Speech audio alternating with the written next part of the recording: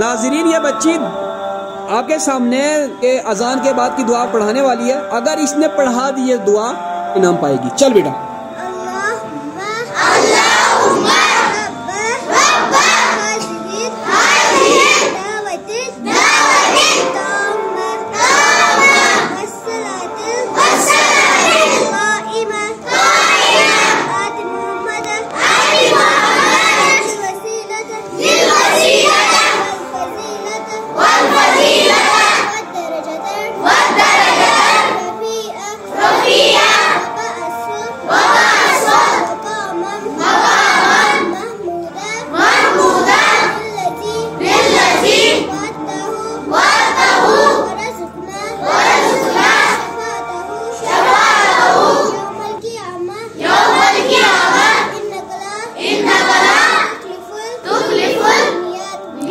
ارے ماشاءاللہ آج ان کا دل خوش کر دیا آپ نے.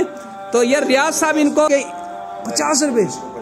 ارے واہ کیا قسمت کھلی آپ کی, کیا بات ہے. دیکھیے جی بچی کی اس کارکردگی پر محترم ریاض صاحب نے 50 روپے کا انعام دیا ہے. Once more claps please. خوش رہو بچہ. بسم اللہ الرحمن الرحیم. عزیز طلبہ و طالبات السلام علیکم ورحمۃ اللہ وبرکاتہ. اس درسگاہ کا ایک اور نونہال ایک محنتی طالب علم الحمدللہ نورانی قاعدہ مکمل کر کے آج قرآن کریم کی پڑھنے کی شروعات کرنے جا رہا ہے. اس خوشی کو ظاہر کرنے کے لیے انہوں نے اپنے ساتھ کچھ مٹھائی لائی ہے جو آپ کو دینے والے ہیں یہ. مگر اس سے پہلے میں حاجی صاحب سے درخواست کروں گا کہ وہ اپنے ہاتھ سے اس کو یہ قرآن کریم کا تحفہ دیں.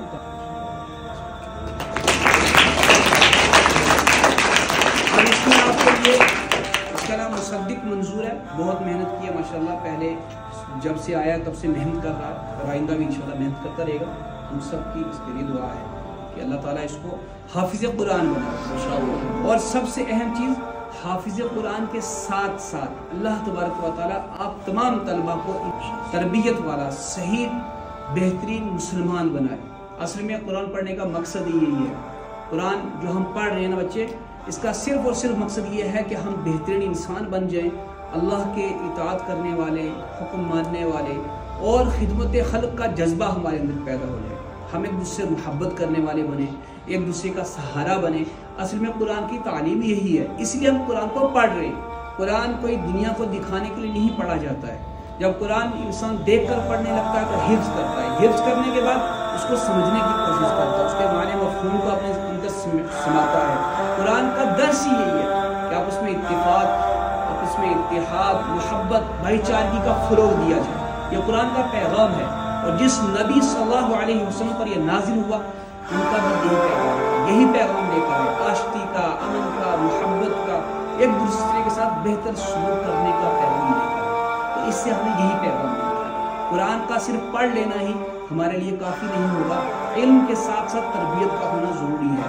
آپ کا علم جیسی آپ کی تربیت ہوگی ویسا ہی آپ کا علم اس کا دوسروں کے سامنے اظہار کرے گا. مثلا اگر کوئی انسان علم سیکھ رہا ہے مگر تربیت اچھی نہیں ہے, علم ہونے کے باوجود ہی بداخلاقی کرتا ہے, ماں باپ کو تکلیف پہنچاتا ہے, بات نہیں مانتا ہے, تو سمجھ لو اس نے علم تو حاصل کیا ہے مگر وہ علم عمل کی شکل میں نہیں آیا, فن کی شکل میں آ گیا. اب دوسروں کے سامنے وہ فن پیش کر رہا ہے, علم پیش نہیں کر پا رہا. تو آپ کا جو کردار ہے نا, جو آپ کا عمل ہے وہ آپ کا علم ہے. اِلَّا الَّذِينَ آمَنُوا وَعَمِلُوا الصَّالِحَاتِ. علم حاصل کرنے کے بعد سب سے اہم چیز ہے عمل بیٹا.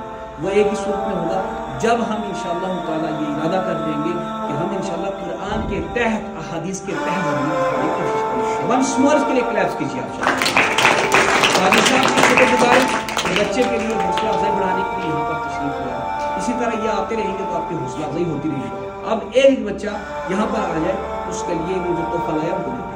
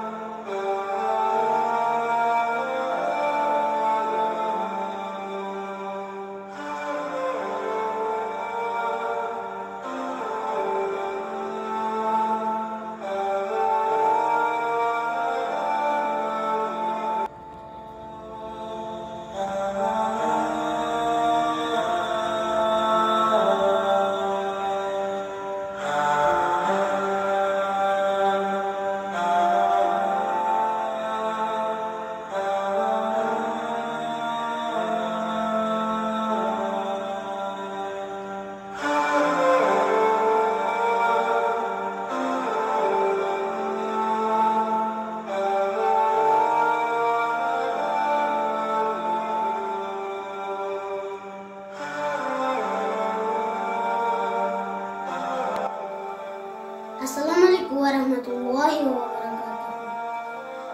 आज का जो मेरा टॉपिक है वो है बड़ों का एहतराम। प्यारे बच्चों नेक बनो तुम, झगड़े छोड़ो एक बनो तुम। प्यारे बच्चों नेक बनो तुम, झगड़े छोड़ो एक बनो तुम।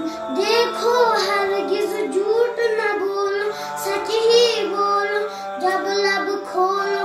देखो हरगिज झूठ न बोलो, सच ही बोलो जब लब खोलो।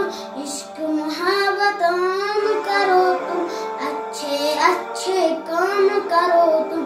इश्क मोहब्बत आम करो तुम, अच्छे अच्छे काम करो तुम। प्यारे बच्चों नेक बनो तुम, झगड़े छोड़ो एक बनो तुम। प्यारे बच्चों नेक बनो तुम, झगड़े छोड़ो एक बनो तुम। सब बच्चों को नेक बना, सब बच्चों को नेक बना दो। अच्छी बातें सबको सिखा दो, सब बच्चों को नेक बना दो। अच्छी बातें सबको सिखा दो। अम्मी की हर बात को मानो, अब्बू की अजमत पहचानो। अम्मी की हर बात को मानो, अब्बू की अजमत पहचानो।